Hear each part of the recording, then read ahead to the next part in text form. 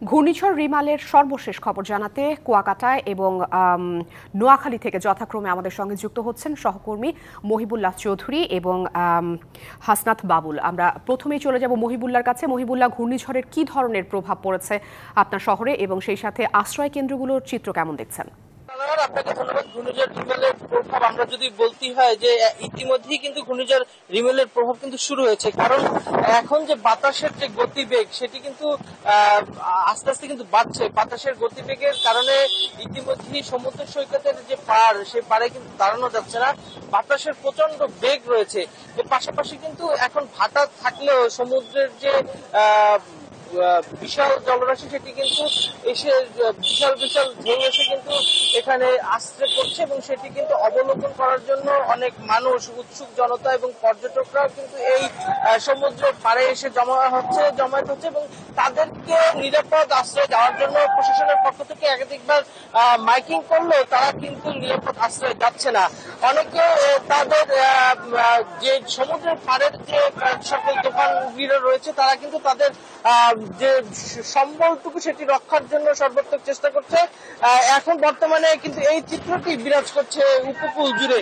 অনেকেই বলছে, যে স্থানীয় ব্যবসায়ীদের সাথে কথা বলছি তারা বলছে যে এই যে আজকের যে আবহাওয়াটা তাদের মধ্যে সেই 2007 সালের যে হয়েছিল সে সময়টার যে আবহাওয়ার যেরকমের ছিল সেরকমের তাদের কাছে মনে হচ্ছে যে হয়তোবা এটি প্রবল ঘূর্ণিঝড়ের রূপ নিতে পারে বলে তারাও মানে আশঙ্কা করছে। আপনি জানতে চেয়েছিলেন যে আশ্রয় কেন্দ্রের অবস্থা। আমরা আশ্রয় কেন্দ্র ইতিমধ্যেই বেশ কয়েকটি আশ্রয় কেন্দ্র কিন্তু ঘুরে দেখার সুযোগ হয়েছে, তবে এখন পর্যন্ত জেলার কোনো আশ্রয় কেন্দ্রেই কিন্তু কোনো ধরনের মানুষজন এখন পর্যন্ত যায়নি। তবে একটি বিষয় জানিয়ে রাখতে হয় যে সকাল থেকে গতকালকে রাত থেকে কিন্তু এই সমুদ্র সৈকত কুয়াকাটায় কোনো ধরনের বিদ্যুৎ সংযোগ না থাকার কারণে অনেকেই কিন্তু ভোগান্তির মধ্যে পড়েছে।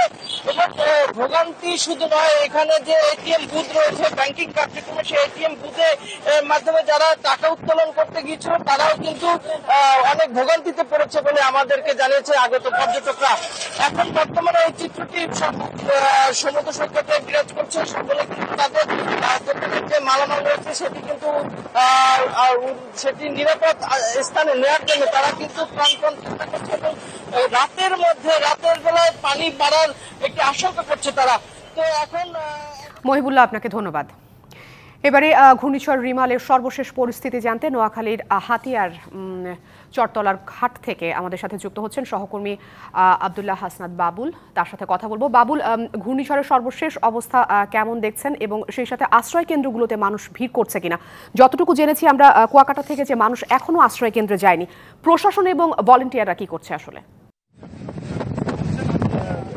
একেবারে মেঘনা নদীর তীরে যে চতলা ঘাটটি রয়েছে সেই চতলা ঘাটে আমি রয়েছি।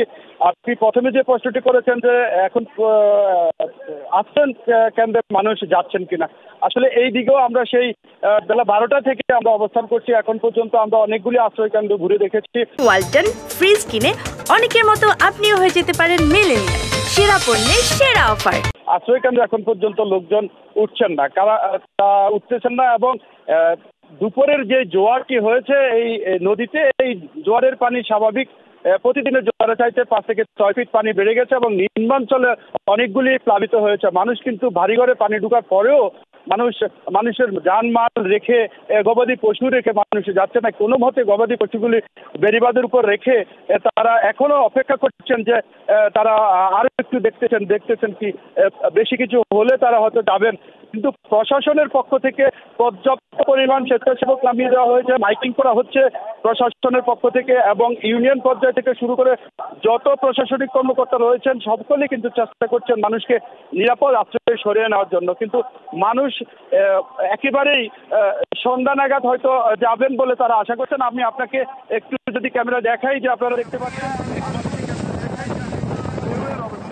এবং এখানে মানুষের মধ্যে যে একটা উৎকণ্ঠা বিরাজ করছে। মানুষ আসলে জানমাল রেখে আশ্রয় কেন্দ্রে গেলে পরবর্তীতে আবার কি হয়, তাদের জানমালের প্লাস ভারী ঘরের সবকিছু নিয়ে মানুষ একটা শঙ্কায় অবস্থা আছে। ইতিমধ্যে আমরা হাতিয়া উপজেলা নির্বাহী কর্মকর্তার সাথে কথা বলে যেটুকু জানতে পেরেছি যে হাতিয়ার নিজুম দ্বীপেও বেশ কিছু নির্মাঞ্চল প্লাবিত হয়েছে, কিন্তু যখন ওনাকে প্রশ্ন করা হয় যে আশ্রয়কেন্দ্রে নিরাপদ আশ্রয় লোকজন গিয়েছেন কিনা, কিন্তু তারাও বলছেন যে নিরাপদ আশ্রয় লোকজন আশ্রয়কেন্দ্রে যাচ্ছেন না। কিন্তু এই সংকটটি কিন্তু এখনো রয়ে গেছে, মানুষ একেবারে সংকটাপন্ন অবস্থায় থাকলেও মানুষ কিন্তু আশ্রয় কেন্দ্রে যাচ্ছে না। তো নদীর অবস্থা দেখতে পাচ্ছেন একেবারে উত্তাল হয়ে আছে। এখানে অনেকগুলি দোকানপাট ছিল, এখান থেকে অন্তত 50-60 গজ দূরে দোকানপাট ছিল, সব দোকানপাটগুলি বাতাসে উড়িয়ে নিয়ে গিয়েছে। এখন এই ছতলাঘাটের এই অবস্থা কিন্তু ছিল না 50 ফিট। বাবুল, আপনাকে অসংখ্য ধন্যবাদ। দেশের বিভিন্ন জায়গায় 9 এবং 10 নম্বর মহাবিপদ সংকেত থাকার পরও ঝুঁকিপূর্ণ এলাকার যে এলাকাবাসী তারা কিন্তু এখনো পর্যন্ত আশ্রয় কেন্দ্রে যাচ্ছে না। এটি একটি শঙ্কার বিষয় হয়ে দাঁড়িয়েছে।